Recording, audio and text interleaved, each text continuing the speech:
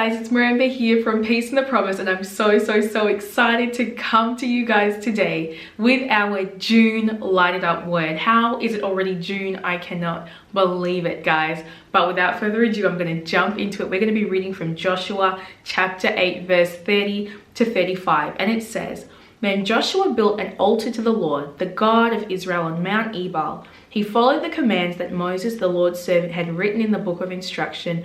Make me an altar from stones that were uncut and have not been shaped with iron tools." Then on the altar they presented burnt offerings and peace offerings to the Lord. Verse 32, "And as the Israelites watched, Joshua copied onto the stones of the altar the instructions Moses had given them." Verse 33, "Then all the Israelites, foreigners and native born alike, along with the elders, officers, and judges, were divided into two groups. One group stood in front of Mount Gerizim, the other in front of Mount Ebal. Each group faced the other, and between them stood the Levitical priests carrying the Ark of the Lord's covenant. This was all done according to the commands that Moses, the servant of the Lord, had previously given for blessings for blessing the people of Israel." Verse 34, "Joshua then read to them all the blessings and curses that Moses had written in the book of instruction."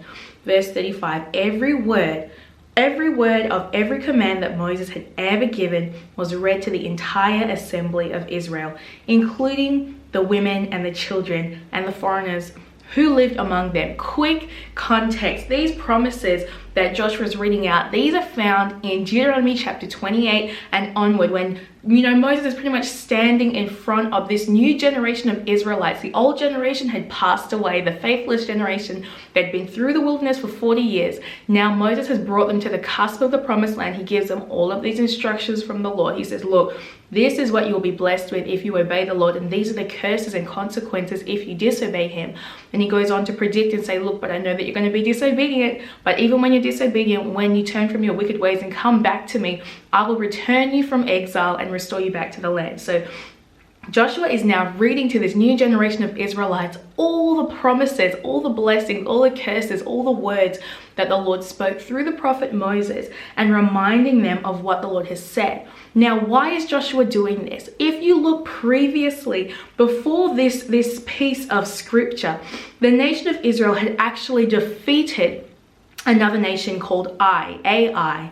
And this defeat, this victory rather, that Israel managed to accomplish against Ai was because they had to be faithful to the Lord. So this people group actually defeated Israel initially because Israel was disobedient. They had a member among them that had disobeyed the Lord. So they were not successful in defeating this nation that the Lord had actually set them up to defeat. And upon, coming back to the Lord saying, hey, like, what's going on? I thought we were supposed to defeat this nation. God's like, look, you've got some people that are doing some funny stuff within you. So get rid of that mess, then reapproach this thing and you will conquer them. So they cleaned up the mess and they pretty much reapproached, attacked the nation of Ai, and they were victorious. Now, upon this victory, Joshua, the first thing he does is bring the people back and say, look, guys, let's set ourselves up. Let's remember this covenant. Let's remember who actually enabled us to have this victory. Let's remember who the source of our victory is from. Let's remember the God who was actually our Father, who was guiding us and governing us and empowering us to conquer this territory. Let's remember.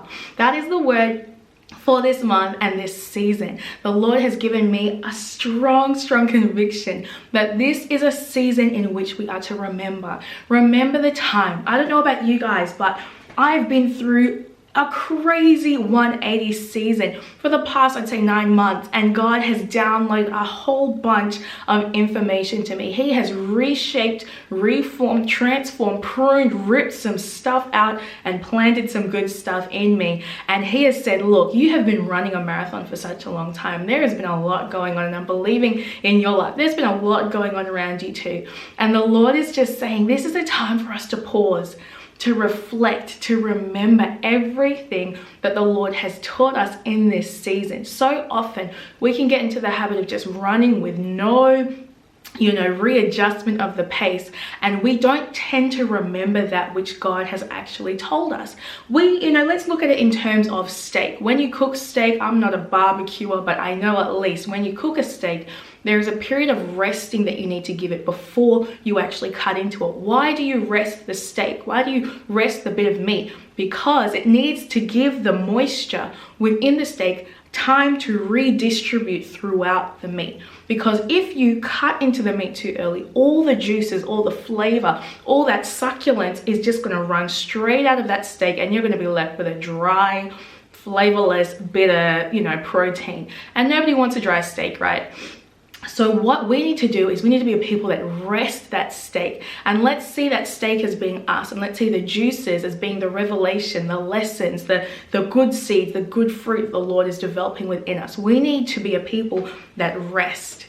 We need to be walking in alignment with what the Spirit of God is saying in this season, and we need to just pause and let that marinate. Let what God has spoken over us, let the promises, let all the victories, let it all marinate. Let's just revel in it a little bit. Let's sit and rest. Let's sit and remember. Let's sit and review all that the Lord has said and all that the Lord has spoken unto us. I'm believing that in this season, we may very well face a lot of tests that are going to be targeting those very promises that God has given us. It's going to be the enemy in a way testing us to see okay, but do you really believe all the promises the Lord has given you for this season? Did God really say that he would open up that door for you? Did God really say that you were supposed to be in this area? Did God really say that you were supposed to break free in that area? Are you really the one for this task? He's going to come at you and he's going to ask you these questions. And what we need to do is we need to stop the hustle and bustle just for the sake of running, but we need to be purposeful in this season of remembering. We need to pause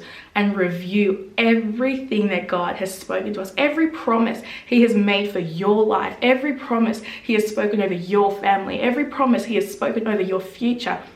I want you to bring it out in this season. Review it, go over it, remember it, so that you know what you are doing this for. So that when you reach those moments of exhaustion, when you reach those moments where the physical and the natural is not matching up with what God has said in the supernatural, that you can have those promises in front of you. You can declare them. Whether you've got them stuck up on your fridge like me, or you've got them stuck on your mirror, or you've got them in your car, or you've got little memos or reminders in your phone, whatever you've got to do, I want you to pull up those promises that God has given you specifically for your life, the promises he has revealed in this season. If you even want to go back and review the videos from January that I've been posting on Peace in the Promise, the Bible studies, and the lighted up words that come monthly, review every single thing that the Lord has said, that you may stand firmly planted and anchored, immovable when the waves and the tests come, because the victory is so close. That breakthrough that you're waiting for is on the other side of this season. God has done so much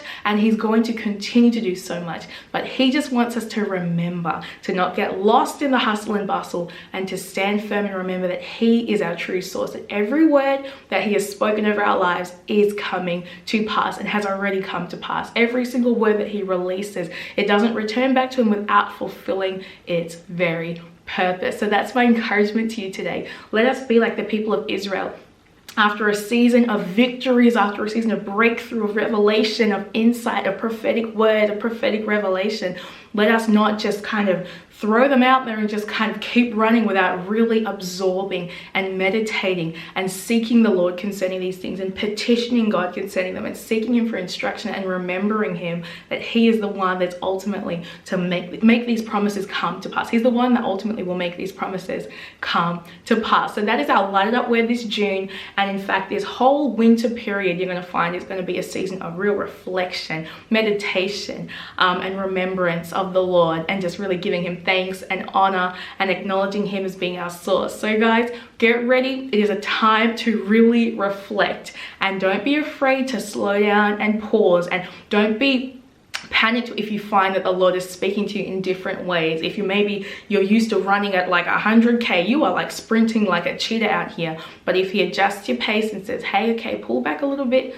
let's adjust the pace here. Don't be surprised when he tells you to do that. The whole idea is to run in accordance to the Spirit of God's prompting and pace for your life. There's no need to run too fast and there's no need to run too slow. You just need to run at the pace that God has set for you. So guys, that's all for today. I'm very excited for the Bible studies. Don't forget to meet me on Thursdays at 9 p.m. Australian Western Standard Time on Peace and the Promise Facebook for our Bible studies. I'm very, very excited, guys. All right, until then, guys, peace.